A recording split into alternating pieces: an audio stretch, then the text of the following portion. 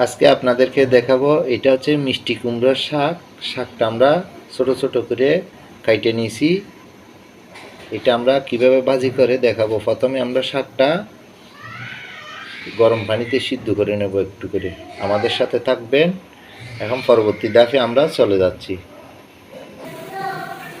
একটু করে লবণ দিয়ে দিলাম।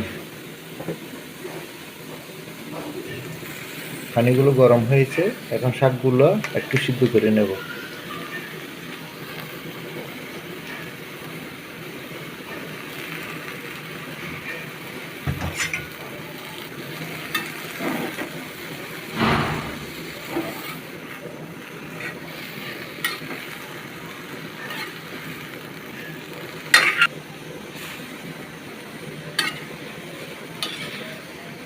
দুই থেকে 3 মিনিট সিদ্ধ করে নিলাম।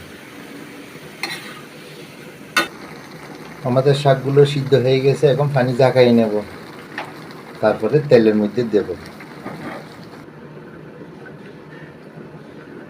তেল দিয়ে নিলাম।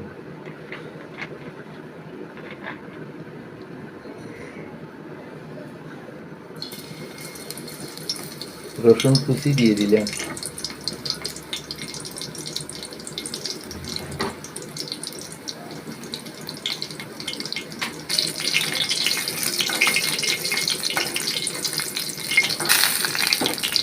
শাকগুলো দিয়ে দিলাম।